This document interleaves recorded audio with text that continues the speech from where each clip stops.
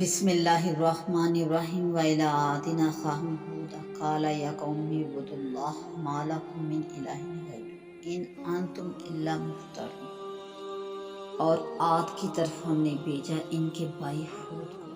بولا اے قوم بندگی کرو اللہ کی، کوئی تمہارا حاکم نہیں سوائے اس کے، تم سب جھوٹ کہتے ہو۔ اس کی تشریح کچھ اس طرح سے ہے۔ اس آیت مبارکہ میں اللہ تعالیٰ نے ارشاد فرمایا کہ ہم نے قوم عاد کی طرف ان کے برادری یا ہم وطن بھائی حضرت ہود علیہ السلام کو پیغمبر بنا کر بھیجا۔ انہوں نے اپنی قوم سے فرمایا اے میری قوم، تم صرف اللہ کی عبادت کرو، اس کے سوا کوئی تمہارا معبود نہیں، کوئی معبود ہونے کے قابل نہیں، تم اس بت پرستی کے اعتقاد میں محض مفتری ہو، کیونکہ اس کا باطل ہونا دلیل سے ثابت ہے۔ اے میری قوم، میری نبوت جو دلائل سے ثابت ہے،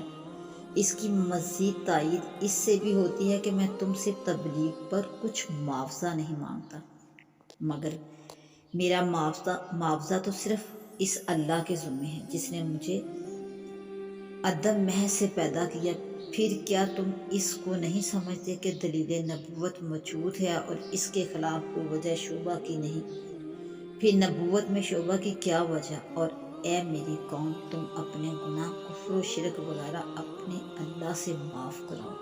یعنی ایمان لاؤ، اور پھر ایمان لا کر اس کی طرف عبادت سے متوجہ ہو، یعنی عمل صالح کرو، بس ایمان و عمل صالح کی برکت سے وہ تم پر خوب بارش برسا دے گا۔ درمنشور میں ہے کہ قوم عاد پر 3 سال متواتر قحط پڑا تھا، اور ویسے بارش خود بھی مطلوب ہے، اور ایمان و عمل کی برکت سے تم کو قوت دے کر تمہاری موجودہ قوت میں ترقی کر دے گا، بس ایمان لاؤ اور مجرم رہ کر ایمان سے اعراض مت کرو۔ ان لوگوں نے جواب دیا کہ اے ہود، آپ نے ہمارے سامنے اپنے رسول من اللہ ہونے کی کوئی دلیل تو پیش نہیں کی۔ یہ قول ان کا عناداً تھا، دشمنی سے تھا، اور ہم آپ کے صرف کہنے سے تو اپنے معبودوں کی عبادت کو چھوڑنے والے نہیں، اور ہم کسی طرح آپ کا یقین کرنے والے نہیں، اور ہمارا قول تو یہ ہے کہ ہمارے معبودوں میں سے کسی نے آپ کو کسی خرابی میں مثلا جنون وغیرہ کے مبتلا کر دیا ہے، چونکہ آپ نے ان کی شان میں گستاخی کی، انہوں نے آپ کو بھاولا کر دیا، اس لیے ایسی بہکی باتیں کرتے ہیں۔ اللہ ایک ہے،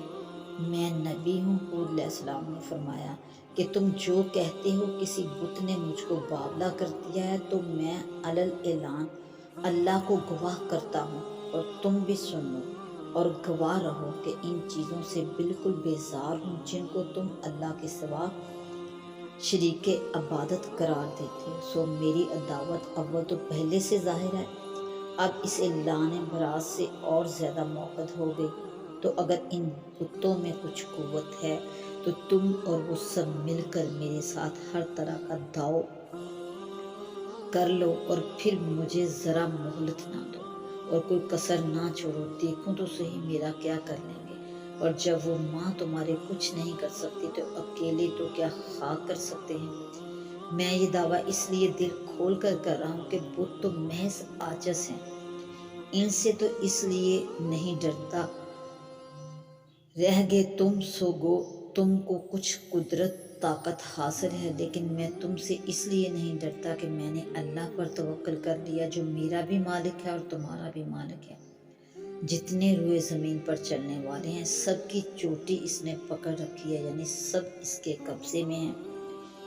بے اس کے حکم کوئی کان نہیں ہلا سکتا، اس لیے میں تم سے بھی نہیں ڈرتا۔ اور اس تقریر سے ایک نیا معجزہ بھی ظاہر ہو گیا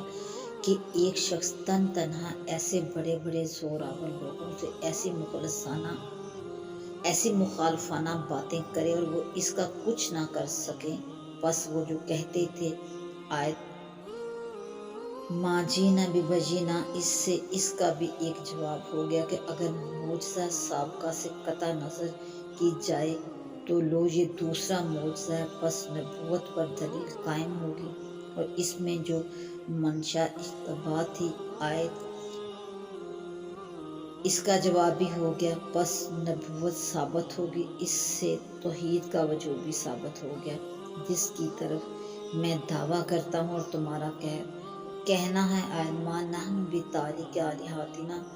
باطل ہو گیا، اور صراط مستقیم یہی ہے، اور یقیناً میرا اللہ صراط مستقیم پر چلنے سے ملتا ہے۔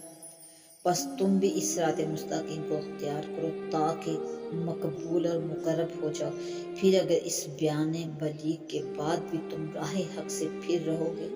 تو میں تم معذور سمجھوں گا، کیونکہ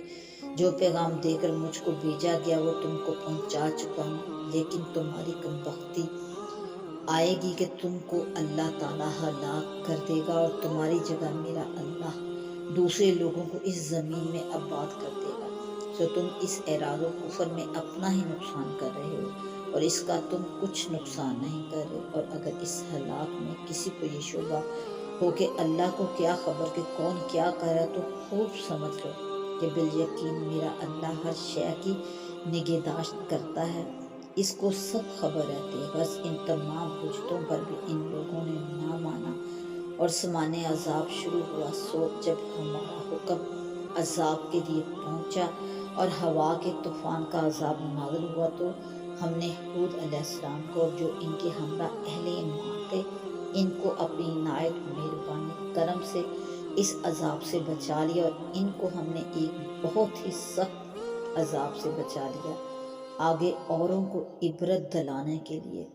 فرماتے ہیں اور یہ جن کا ذکر ہوا قوم عاد تھی، جنہوں نے اپنے اللہ کی آیات یعنی دلائل اور احکام کا انکار کیا اور اس کے رسولوں کا کہنا نہ مانا، اور تمام تر ایسے لوگوں کے کہنے پر چلتے رہے جو ظالم اور ضدی تھے، اور ان افعال کا یہ نتیجہ ہوا کہ اس دنیا میں بھی لعنت ان کے ساتھ ساتھ رہی اور قیامت کے دن ان کے ساتھ ساتھ رہے گی۔ چنانچہ دنیا میں اس کا اثر عذاب طوفان سے ہلاک ہونا تھا، اور آخرت میں دائمی عذاب ہوگا۔ خوب سن لو، قوم عاد نے اللہ کے ساتھ کفر کیا، خوب سن لو، اس کفر کا یہ خمیازہ ہوا کہ رحمت سے دوری ہوئی دونوں جہان میں۔ عاد کو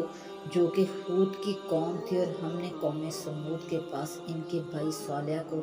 پیغمبر بنا کر بھیجا، انہوں نے اپنی قوم سے فرمایا، اے میری قوم،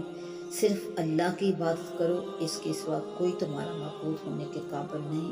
اس کا تم پر یہ انعام ہے کہ اس نے تم کو زمین کے مادہ سے پیدا کیا اور تم کو اس زمین میں آباد کیا، یعنی ایجاد و بقا دونوں نعمتیں عطا فرمائی، جس میں سب نعمتیں آ گئی۔ جب وہ ایسا منعم ہے تو تم اپنے گناہ، شرک و کفر وغیرہ اس سے معاف کراؤ، یعنی ایمان لاؤ، اور پھر ایمان لا کر اس کی طرف عبادت سے متوجہ رہو، یعنی عمل صالح کرو۔ بے شک میرا اللہ اس شخص سے قریب ہے جو اس کی طرف متوجہ ہو، اور اس شخص کی عرض قبول کرنے والا ہے جو اس سے گناہ معاف کراتا ہے۔ وہ لوگ کہنے لگے، اے صالح، تم تو اس کے قبل ہمیں ہونہار معلوم ہوتے تھے، یعنی ہم کو تم سے امید تھی کہ اپنی لیاقت و جہت سے فخر قوم اور ہمارے لیے مایہ ناز اور ہمارے لیے سرپرست بنو گے۔ افسوس، اس وقت جو باتیں کرے اس سے تو ساری امیدیں خاک میں ملتی نظر آتی ہیں۔ کیا تم ہم کو ان چیزوں کی عبادت سے منع کرتے ہو جن کی عبادت ہمارے بڑے کرتے آئے ہیں؟ یعنی تم ان سے منع مت کرو جس دین کی طرف تم ہم کو بلا رہے ہو، یعنی توحید۔ واقعی ہم تو اس کی طرف سے باری شبہ میں ہیں، جس نے ہم کو تردد میں ڈال رکھا ہے کہ مسئلہ توحید ہمارے خیال ہی میں نہیں آتا۔ آپ نے جواب میں فرمایا کہ اے میری قوم، تم جو کہتے ہو کہ تم توحید کی دعوت اور بت پرستی سے ممانعت مت کرو، تو بھلا یہ تو بتلاؤ کہ اگر میں اپنے رب کی جانب سے دلیل پر قائم ہوں جس سے اس توحید کی دعوت کا میں مأمور ہوا ہوں، سو اس حالت میں اگر میں اللہ کا کہنا نہ مانوں اور دعوت توحید کو ترک کر دوں جیسا تم کہتے ہو، تو یہ بتلاؤ کہ پھر مجھ کو اللہ کے عذاب سے کون بچا لے گا؟ تو تم تو ایسا برا مشورہ دے کر سراسر میرا نقصان ہی کرے ہو، یعنی اگر خدا نخواستہ قبول کر لوں تو سوائے نقصان کے اور کیا ہاتھ آئے گا؟ اور چونکہ انہوں نے معجزے کی ثبوت و رسالت کے لیے درخواست کی تھی، اس لیے آپ نے فرمایا، اے میری قوم، تم جو معجزہ چاہتے ہو سو یہ اونٹنی ہے۔ اللہ کی جو تمہارے لیے دلیل بنا کر ظاہر کی گئی ہے، اور اسی لیے اللہ کی اونٹنی کہلائی کہ اللہ کی دلیل ہے، سو علاوہ اس کے یہ باوجہ معجزہ ہونے کے میری رسالت پر دلیل ہے۔ خود اس کے بھی کچھ حقوق ہیں، ان کے یہ ہیں کہ اس کو چھوڑ دو، اللہ کی زمین میں گھاس چارہ کھاتے پھرا کرے، اسی طرح اپنی بھاڑی کے دن پانی پیتی رہے جیسا دوسری آیت میں ہے، اور اس کو برائی تکلیف دہی کے ساتھ ہاتھ مت لگانا، کبھی تم کو فوری عذاب آ پکڑے، یعنی دیر نہ لگے۔ سو انہوں نے باوجود اس اتمم حجت کے اس اونٹنی کو مار ڈالا۔ تو صالح علیہ السلام نے فرمایا، خیر تم اپنے گھروں میں 3 دن اور صبر کر لو، 3 دن کے بعد عذاب آتا ہے، اور یہ ایسا وعدہ ہے جس میں ذرا جھوٹ نہیں، کیونکہ من جانب اللہ ہے۔ سو 3 دن گزرنے کے بعد جب ہمارا حکم عذاب کے لیے آ پہنچا، ہم نے صالح کو اور جو ان کے ہمراہ اہل ایمان تھے ان کو اپنی عنایت سے اس عذاب سے بچا لیا، اور ان کو کیسی چیز سے بچا لیا کہ اس دن کی برائی رسوائی سے بچا لیا، کیونکہ قہر الہی میں مبتلا ہونے سے بڑھ کر کیا رسوائی ہے۔ بے شک آپ کا اللہ، آپ کا رب ہی قوت والا، غالب والا ہے، جس کو چاہے سزا دے، جس کو چاہے بچا دے۔ اور ان ظالموں کو ایک لغرا نے آ دبایا کہ وہ آواز تھی جبرائیل علیہ السلام کی، جس سے وہ اپنے گھروں میں اوندے پڑے رہیں گے، اور ان کی یہ حالت ہوگی جیسے ان گھروں میں کبھی بسے ہی نہ تھے، آباد ہی نہ ہوئے تھے۔ خوب سن لو، قوم سمود نے اپنے رب کے ساتھ کفر کیا، خوب سن لو، اس کفر کا یہ خمیازہ ہوا کہ رحمت سے سمود کو دوری ہوئی۔ سورہ ہود کی مذکورہ پہلی 11 آیتوں میں اللہ تعالیٰ کے برگزیدہ پیغمبر حضرت ہود کا ذکر ہے،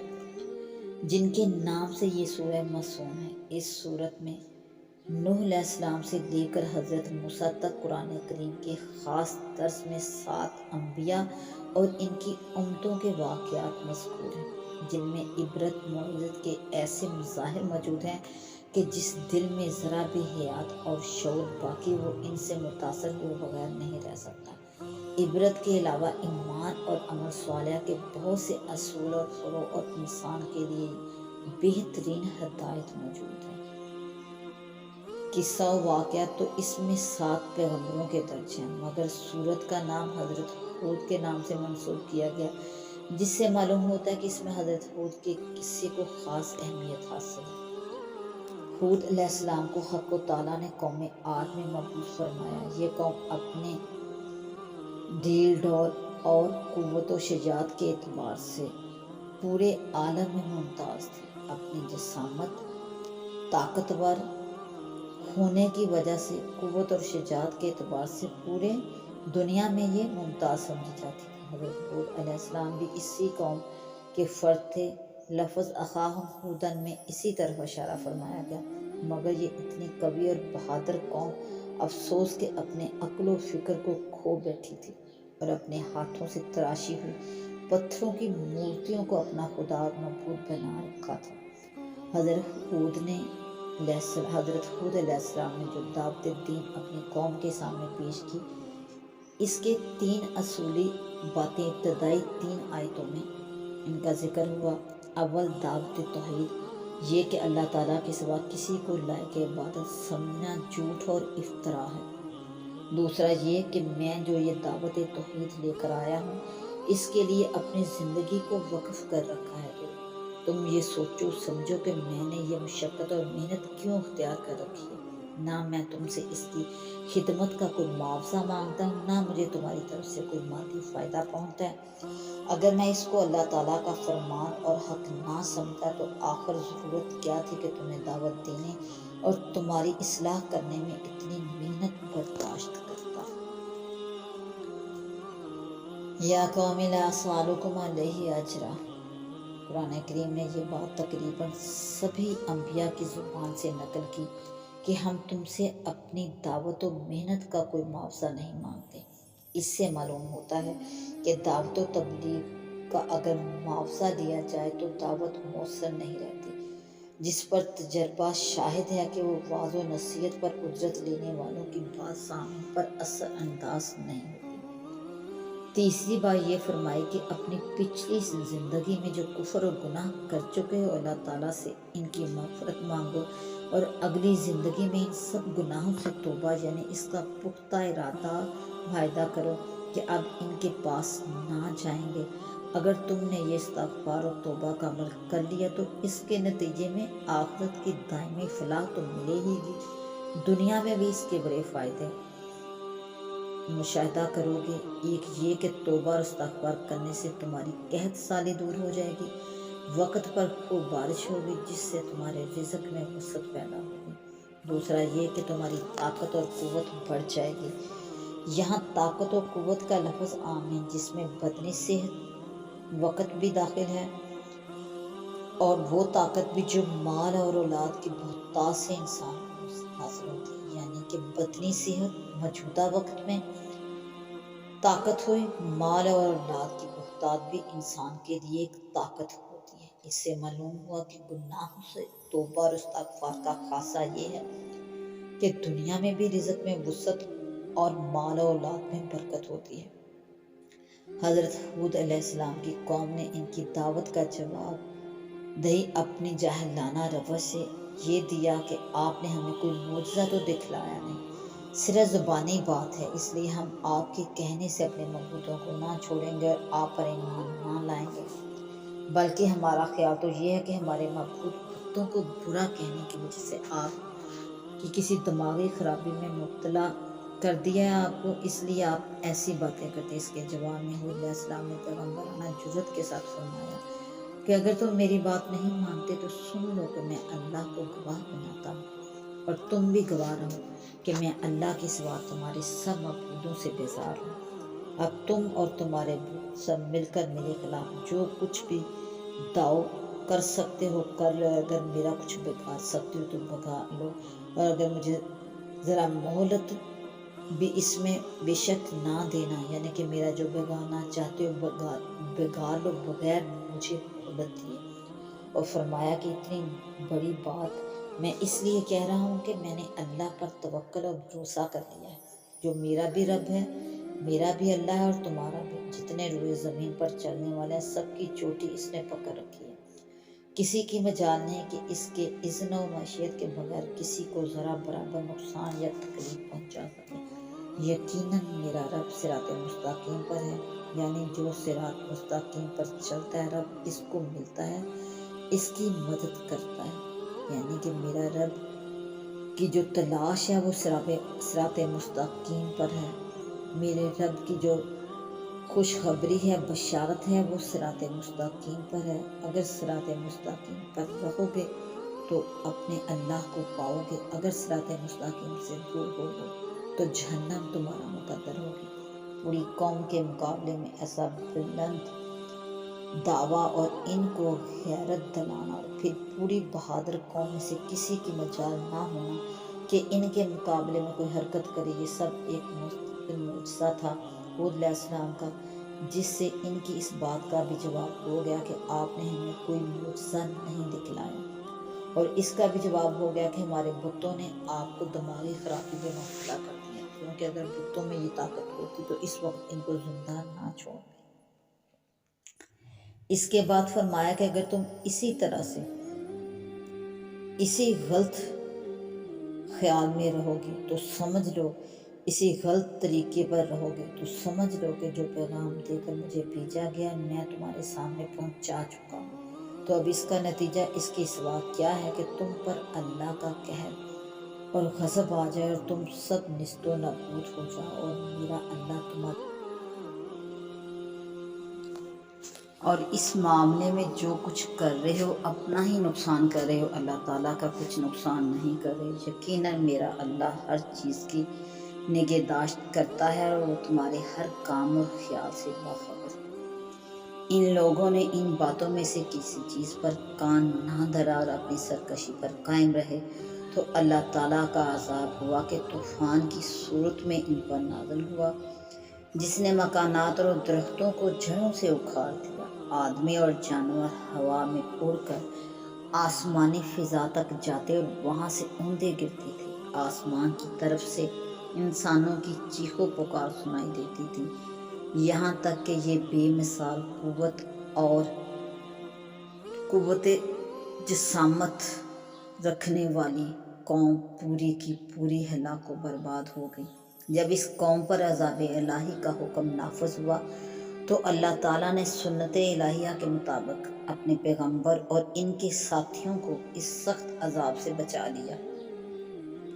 कि अजाब आने से पहले इनको इस जगह से निकल जाने का हुक्म दे दिया गया। कौम आद के वाक़े और अजाब का जिक्र करने के बाद दूसरों को इबरत हासिल करने की तलकीन करने के लिए इरशाद फरमाया कि ये है कौम आद, वो कौम आद जिन्होंने अपने रब की निशानियों को जुटलाया और अपने रसूलों की नाफरमानी की और ऐसे लोगों के कहने पर चलते रहे जो जालिम और ज़िद्दी थे। इसका नतीजा ये हुआ कि दुनिया में भी लानत यानी रहमत से दूरी इनके साथ साथ लगी रही और क़यामत में भी इसी तरह साथ लगी रही। इस वाक़े से मालूम हुआ कि कौम आद पर हवा का तूफ़ान मुसल्लत हुआ था, मगर सूरह मोमिनीन में ये मज़कूर है कि इनको एक सख्त आवाज़ के ज़रिए हलाक किया गया। हो सकता है कि कौम हूद पर दोनों किस्म के अज़ाब नाज़िल हुए हैं। कौम आद और हूद का वाक़या तमाम